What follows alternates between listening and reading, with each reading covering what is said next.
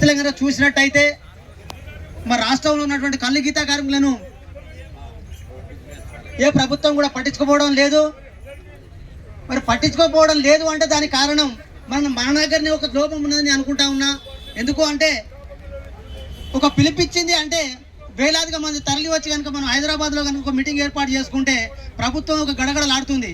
కానీ ఎంతసేపు మనం తనలాడుతూనే ఉన్నాం తప్ప మరి కింది స్థాయి గ్రామీణ ప్రాంతాల్లో ఉన్న గీతా కార్మికులు మరి రావడం లేదు. కానీ మరి సమస్యలు మరి వాళ్ళ గురించి అనే విషయాన్ని కూడా మన వాళ్ళు కూడా ఆలోచించాల్సిన అవసరం ఉంది అని చెప్పి తెలియజేస్తూ ఉన్నాం. ఎందుకంటే మరి ఎప్పుడు కూడా సమస్య అనేది పరిష్కారం కావాలంటే మరి పొయ్యి వినతి పత్రాలు ఇస్తేనే కావు.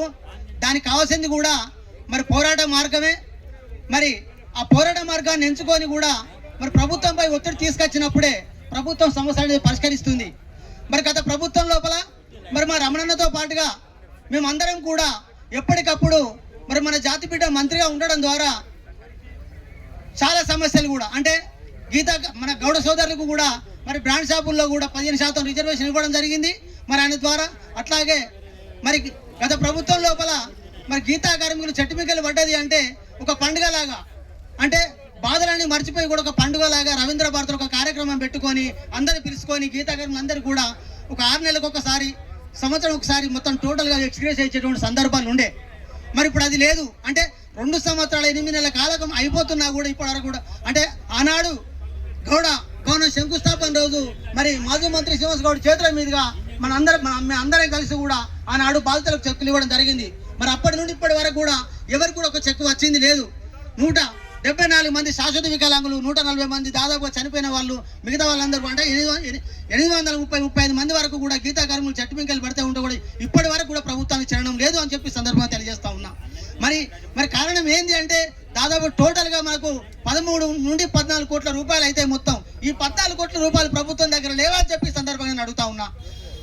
మిత్రులారు ఒక్కసారి ఆలోచించండి. మనం గ్రామీణ ప్రాంతాల్లో పోతే మరి గీతా కార్మికులు చెట్టుమింకలు పడ్డ వాళ్ళ కుటుంబాలలో పోతా ఉంటే వాళ్ళు అంటే చెట్టుమికలు పడ్డటువంటి ఒక గీతా కార్మికుని పోషించుకోవడానికి కూడా వాళ్ళ కూలి నాలుగు పోయి కూడా వాళ్ళని బతికించుకుంటా ఉన్నారు. అంటే శాశ్వత వికలాంగుల పరిస్థితి చూసినట్టయితే ఇగో ఇంతమంది కొన్ని ఇద్దరు గీత పోతే ఇంతమంది బాడీ పని చేయక ఇంతమంది బాడీ చేస్తూ ఉంది. అంటే కనీసానికి ఆయనకు ఒక కాలకృత్యాలు తీర్చుకునేటువంటి విధి కూడా లేనటువంటి ఒక పరిస్థితి ఉంది. అంటే వాళ్ళ భార్య అన్నం తినిపించే తినేటువంటి ఒక పరిస్థితి. అంటే ఇలాంటి సందర్భాలు గీత కార్మికులలో పోతే మనకు కనిపిస్తూ ఉన్నాయి, కన్నీళ్ళు వస్తూ ఉన్నాయి. కానీ ఈ ప్రభుత్వానికి మాత్రం కూడా చీమ గుట్టినట్టు కూడా లేదు అని చెప్పి సందర్భంగా తెలియజేస్తా ఉన్నాం.